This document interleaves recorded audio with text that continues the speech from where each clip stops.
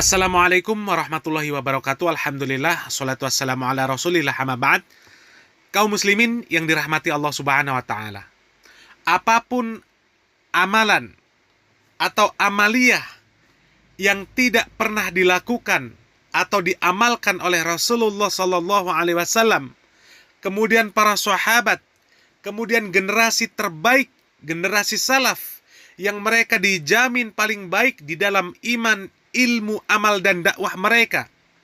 Padahal seandainya mereka mau mengamalkan amalan tersebut, tidak ada satupun penghalang bagi mereka untuk mengamalkan amaliyah tersebut. Karena mereka adalah generasi terbaik yang paling faham terhadap Al-Quran dan Sunnah, dan mereka yang paling bersemangat di dalam beramal. Maka ketahuilah, amalan tersebut merupakan sebuah amalan yang tidak pernah disyariatkan di dalam agama Islam. Rasulullah Shallallahu Alaihi Wasallam menyebut dirinya sebagai Sayyid, benar. Sahabat mendengar dan memahami perkataan Rasulullah Shallallahu Alaihi Wasallam tersebut, benar. Oleh karenanya kita harus ketahui, harus kita fahami, dan harus kita ikuti bagaimana mereka, para sahabat radhiyallahu anhum ajma'in, di dalam memahami dan mengamalkan perkataan Rasulullah Sallallahu Alaihi Wasallam tersebut. Memang menjadi perselisihan atau ikhtilaf tentang penggunaan kata sayyidina ini. Allahumma salli ala Muhammad, ya, tanpa pakai sayyidina. Mau pakai sayyidina, mau pakai habibina, mau pakai khalilina, mau pakai nabiyina. Kalau sholat nggak usah pakai sayyidina, nggak usah pakai habibina, nggak usah pakai. Karena memang seperti itu adanya. Nabi SAW mengajarkan kepada para sahabatnya tanpa sayyidina. Tapi Nabi SAW di luar bacaan itu, Rasulullah SAW mengatakan, Ana sayyidu waladi Adam. Aku adalah sayyidnya waladi Adam. Nabi SAW mengatakan kepada para sahabatnya, Qumu ila sayyidikum. Kalian pergilah ke sayyid kalian. Artinya ucapan itu nggak apa-apa dibaca di selain bacaan yang memang ada hadisnya dari Nabi Muhammad SAW. Kita nggak boleh merubah. Jadi kalau ada memang sebagian mungkin buku-buku fikih yang menggunakan sayyidina, kalau di sholat yang lebih utama, sebagaimana disebutkan oleh Ibnu Hajar Al-Asqalani yang madhabnya Syafi'i, adalah ketika sholat sesuai dengan lafaz yang diajarkan oleh Nabi Muhammad Sallallahu Alaihi Wasallam, bacakan Allahumma salli ala Muhammad wa ala ali Muhammad. Tapi di luar itu kita mengatakan Allahumma salli ala Sayyidina Muhammad wa ala ali Sayyidina Muhammad, tidak mengapa. Hadza wallahu a'lam bissawab.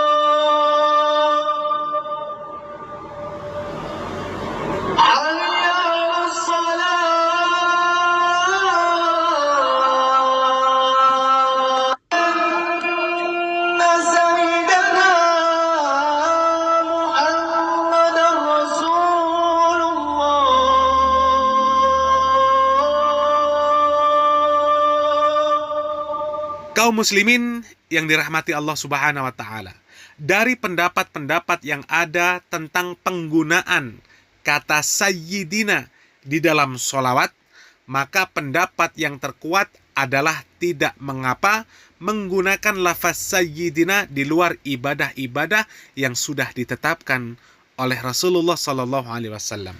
Akan tetapi untuk ibadah-ibadah yang sudah ditetapkan seperti sholat dan azan, maka lebih baik tidak menggunakan lafaz sayyidina. Dan insya Allah itu lebih selamat dan keluar dari perselisihan. Karena salah satu sebab perselisihan di antara kaum muslimin adalah karena menyelisihi apa yang telah ditetapkan oleh Rasulullah SAW.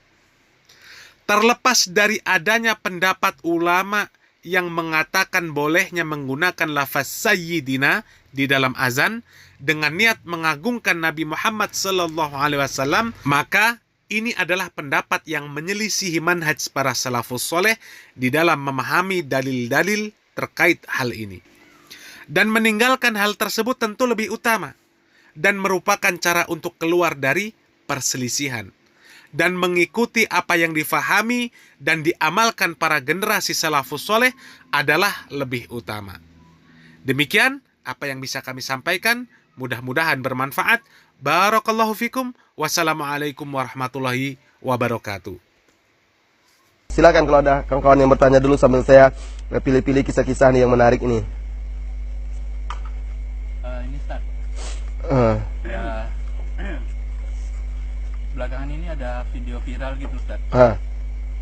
Kemarin ada kelihat video ada seorang Ustaz yang mengatakan Sayyidina Muhammad itu boleh disebut pada saat sholat tahiyat, di luar sholat.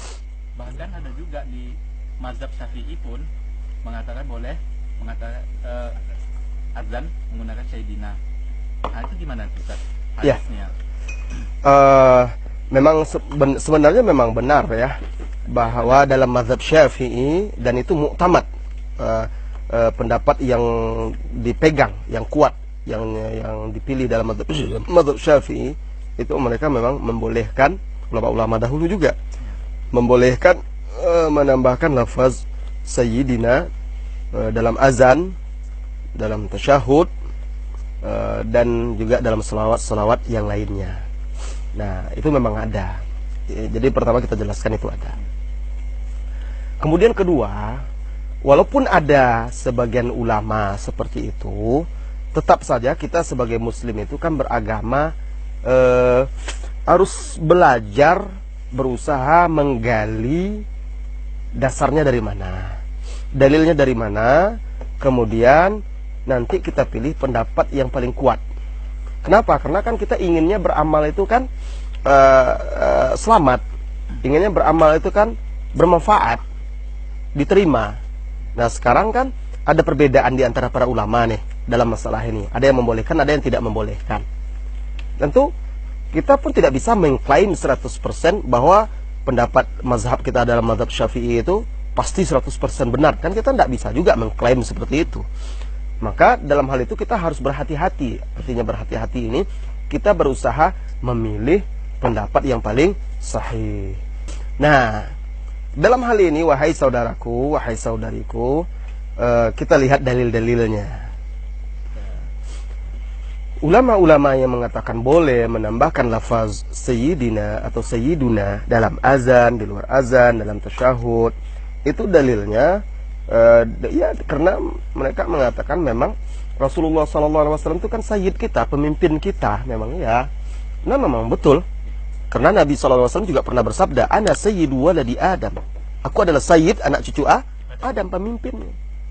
Nah, yaumul qiyamah, di hari kiamat, dan di dunia dan juga di hari kiamat. Kemudian juga kata-kata sayyid itu memang dipakai juga untuk selain Nabi untuk menunjukkan seseorang itu pemimpin. Kan ada asar dari sahabat yang dibawakan itu juga betul. Nah, ya, kumu li sayyidikum, kata Rasulullah sallallahu alaihi wasallam, hada sayyidukum.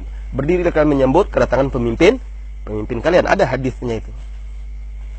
Jadi intinya kalimat sayyid itu menurut mereka, kalau saja orang lain boleh, apalagi Nabi Muhammad sallallahu alaihi wasallam, jadi boleh, karena dia memang sayyiduna. Itu aja dalilnya ya. Nggak ada dalil khusus sih, nggak ada. Nah, adapun ulama-ulama yang mengatakan tidak boleh itu terbagi dua pula. Tidak boleh sama sekali dalam berselawat kepada Nabi sallallahu alaihi wasallam kita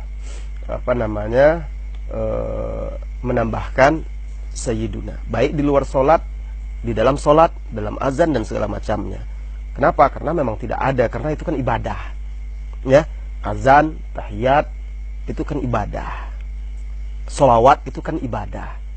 Dan sahabat sudah bertanya kepada Rasulullah Sallallahu Alaihi Wasallam, bagaimana cara kami berselawat ya Rasulullah Sallallahu Alaihi Wasallam? Kami tahu bagaimana mengucapkan salam untukmu. Alimna kaifa nusallim alaik. Kami tahu bagaimana mengucapkan salam kepadamu. Ajarkan kami bagaimana berselawat kepadamu. Diajarkan oleh Rasulullah Sallallahu Alaihi Wasallam tanpa sayyiduna. Ya, dan juga azan itu sendiri, kalimat azan itu kan bukan karang-karangan bukan dari Rasulullah Sallallahu Alaihi Wasallam, itu kan dari Allah langsung. Sahabat bermimpi kan, ada sahabat bermimpi diajarkan azan, kemudian sahabat itu cerita kepada Nabi Sallallahu Alaihi Wasallam dan dibenarkan oleh Rasulullah Sallallahu Alaihi Wasallam. Kata Rasulullah, alqi bilalan, ajarkan kepada Bilal.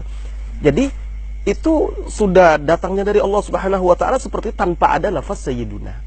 Jadi kata ulama ini, kita batasi, kita cukupkan diri kita dengan apa yang ada datang dari Rasulullah Sallallahu Alaihi Wasallam, itulah yang terbaik, ya kan? Karena memang tidak ada pula ada riwayat dari Nabi, dari para sahabat yang azan dengan menggunakan lafaz. Bilal saja, Bilal kan itu muazzinnya Rasulullah Sallallahu Alaihi Wasallam. Ibnu Ummi Maktum muazzin juga di zaman Rasulullah Sallallahu Alaihi Wasallam. Tapi mereka azan tanpa sayyiduna. Kalau seandainya memang itu, anggaplah mungkin ada yang mengatakan kalau Nabi wajarlah dia tidak mengatakan sayyiduna, kan tawadhu dia, tidak mungkin dia menyanjung dirinya misalnya. Tapi sahabat, mereka orang yang paling memuliakan Nabi Muhammad Sallallahu Alaihi Wasallam. Tentunya mereka lebih tahu kan, kalau memang itu afdol, baik, pastilah mereka lebih dahulu melakukannya. Karena mereka lebih berilmu, lebih paham cara memuliakan Rasulullah Sallallahu Alaihi Wasallam. Nah, ini. Kemudian ada yang ketiga, sebagian ulama mengatakan di dalam sholat, di dalam azan itu tidak boleh. Tapi di luar itu, dalam selawat kita mau berselawat kepada Nabi, di luar yang tertentu itu silahkan. Karena ya, tidak ada ketentuan harus seperti apa di luar itu. Misalnya ketika Allahumma sholli ala sayyidina, dalam membuka khutbah, ceramah, Allahumma sholli wa sallim ala sayyidina wa maulana Muhammadin, tidak apa-apa, nggak ada masalah. Ini juga banyak dari ulama-ulama salaf juga mengatakan seperti itu. Tapi kalau dalam sholat, dalam azan itu tidak boleh, karena memang bacaan sholat, bacaan azan itu sudah ditentukan langsung dari Rasulullah Sallallahu Alaihi Wasallam. Mutlak ya? Kalau mutlak tidak boleh sama sekali. Kalau ini seperti Syekh Ibnu Utsaimin itu masih membolehkan yang di luar sholat atau di luar azan. Seperti dalam doa Syekh bin Baz juga dalam Jumat ya, khutbah Jumat orang bersalat itu nggak apa-apa. Atau di luar itu tidak ada masalah. Tapi dalam sholat tidak boleh. Dalam azan juga tidak boleh. Nah, di sini kan kita bisa lihat dalilnya sebenarnya. Pertama, sahabat tidak pernah melakukannya. Dan tidak ada pula Rasulullah mengajarkan. Padahal Rasulullah mengajarkan azan itu. Dia memerintahkannya. Diajarkan kepada Bilal. Bilal memandangkan azan. Ibnu Ummi Maktum memandangkan azan. Dan begitu terus. Ternyata mereka tak menambahkan dalam azan mereka, asyhadu anna Muhammad sayyidana Muhammadar Rasulullah. Bahkan selama ini kita juga tidak pernah mendengar ada azan seperti itu di tengah masyarakat kita kan. Maka kita katakan, kalau seandainya itu memang bagus untuk ditambahkan, pastilah dahulu pendahulu-pendahulu kita yang saleh seperti para sahabat Abu Bakar, Umar, Utsman dan Ali, lebih dahulu mereka melakukannya. Kalau tidak ada ya sudah, lebih baik kita tidak melakukannya. Namun begitu kita tidak pula mencela, karena ada ulama-ulama dalam mazhab Syafi'i, ulama-ulama besar juga zaman dahulu yang berpendapat boleh tadi kan. Ya silahkan. Ya, jangan sampai pula kita memvonis ya. Ya, kita sampaikan ini pendapat yang kita pilih, yang paling kuat ini dalil-dalilnya, dan kita hormati ulama yang berpendapat dalam masalah itu. Allahu a'lam.